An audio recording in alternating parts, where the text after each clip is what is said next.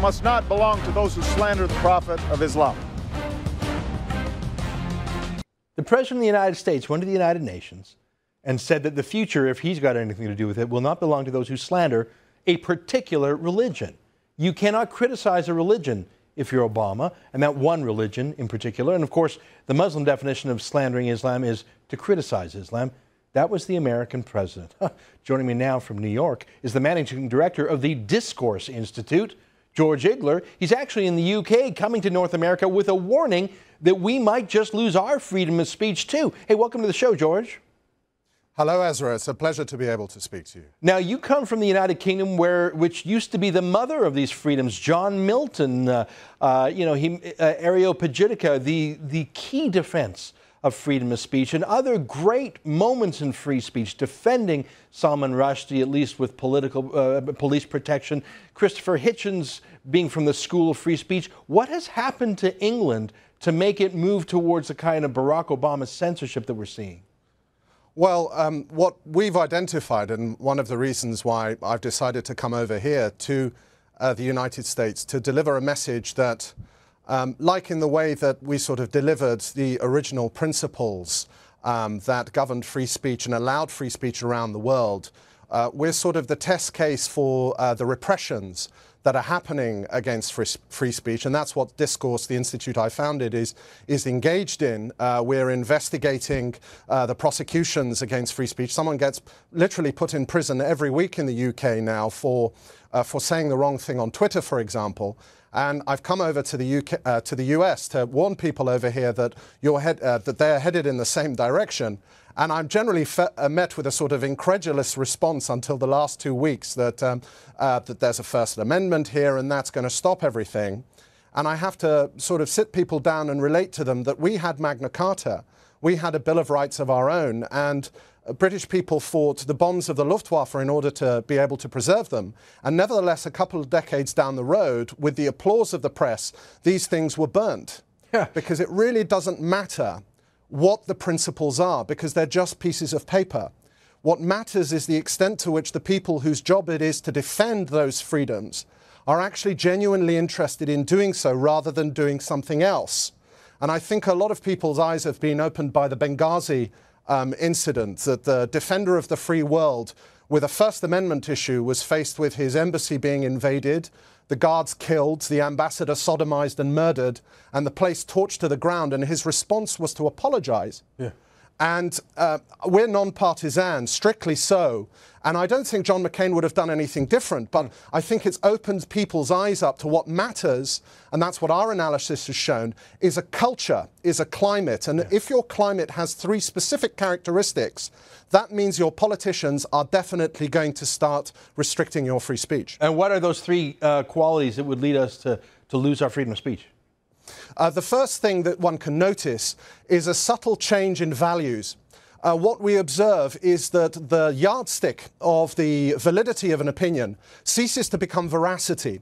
It ceases to become truth and becomes instead the sort of emotional response that is elicited by the view. So 20 years ago in the UK, if you disagreed with someone, you said that's a lie. Now you say that's offensive, and that is deemed to be a rebuttal. Huh. That all contributes to the idea that opinions are dangerous. And it feeds into the second thing, which is a redefinition of the concept of incitement, which was originally the only exception that we allowed. Anglo-Saxon institutions have always valued free speech, but we allowed this exception called incitement. You go and rob that bank. You go and murder that man. But we've changed judicially, legislatively, the definition of incitement to hatred, to incitement to religious hatred, to incitement to racial hatred. Yeah. And you can see this once again with the torching of the embassies. You and I both know, everyone in the human race knows that if someone burns down the embassy, the only person responsible is the person who holds the match, or possibly the cleric who says, go and burn down that embassy.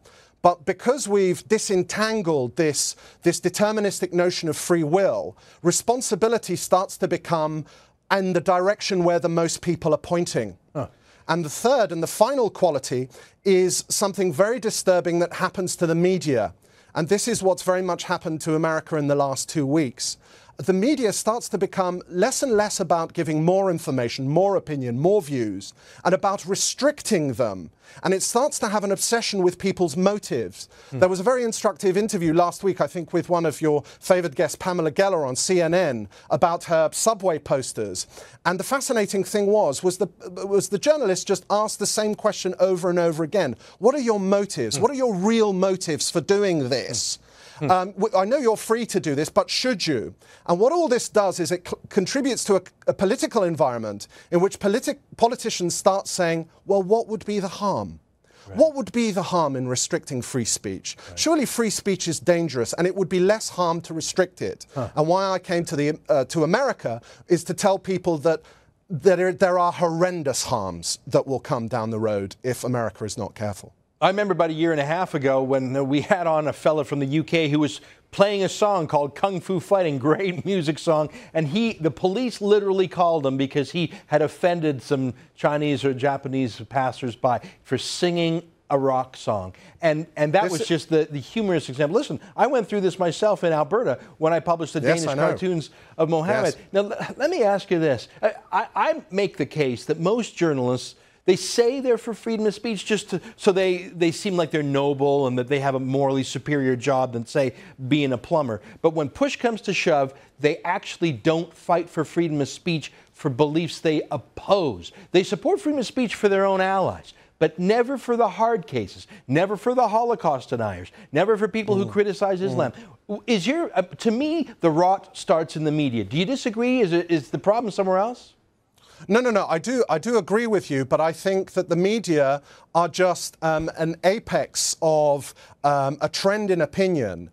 That opinion being that we've basically lost sight. We've allowed freedom to become cultural, and therefore it gets subjected to a sort of multicultural meta-narrative analysis, that certain people believe in freedoms and other people from different cultures don't. And the reason why we believe that is we've lost sight of why freedom of speech is so vitally important. The fault of the narrative, its fatuous flaw, is the idea that we can decouple the benefits of our society from the freedoms that enable them. Freedom of speech, specifically, and this is directly relevant to journalism, the wonderful thing that it enables is the power of scrutiny.